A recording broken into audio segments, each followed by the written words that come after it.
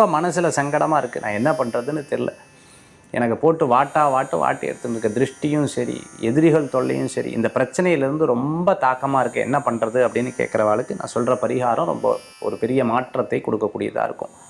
சாயந்தரம் வேலையில், அதாவது இது வந்து தேய்பிறை அஷ்டமி அன்றைக்கி பண்ணணும், இல்லைனாலும் சாயந்தரம் வேலையில் பண்ணலாம். ஒரு சிகப்பு குங்குமத்தை நல்லா தண்ணியில் கரைச்சிக்கோங்க.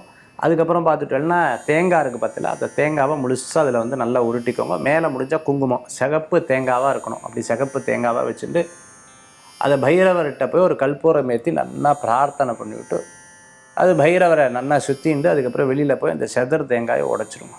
செதர் தேங்காயை உடைச்சிடுங்க. ரொம்ப கஷ்டமான ஃபீல்டில் இருக்கேன், ரொம்ப இக்கட்டான சூழ்நிலையில் இருக்கேன், ரொம்ப எதிரி தொல்லை, ரொம்ப என்னால் தாங்க முடியல, நிறைய பிரச்சனைகள் லாக் ஆகிருக்கு அப்படின்னா பைரவர்கிட்ட விட்டுருங்க. சிகப்பு திருஷ்டியை போக்கக்கூடியது, சிகப்பு தெளிவை கொடுக்கக்கூடியது, குங்குமத்தில் ரொம்ப ஒரு விசேஷங்கள் உண்டு, அம்பாளுடைய சக்திகள் இருக்குது. அதனால் நிச்சயமாக அது உங்களுக்கு ஒரு பெரிய மாற்றத்தை கொடுக்கும். அந்த சிகப்பு குங்குமத்தை, அதாவது தேங்காவை எடுத்து நல்லா தண்ணியில் போட்டு இது பண்ணி, அதே மாதிரி குங்குமத்தை நல்லா தண்ணியில் கரைச்சி அதில் சிகப்பான தேங்காவை நல்லா இது பண்ணிவிட்டு, அதுக்கப்புறம் மேலே முடிஞ்சால் சிகப்பை தடவிட்டு அதுக்கப்புறம் கற்பூரம் வச்சு பைரவருக்கு நல்ல தீபாவனை காமிச்சு உடைச்சிடலாம்.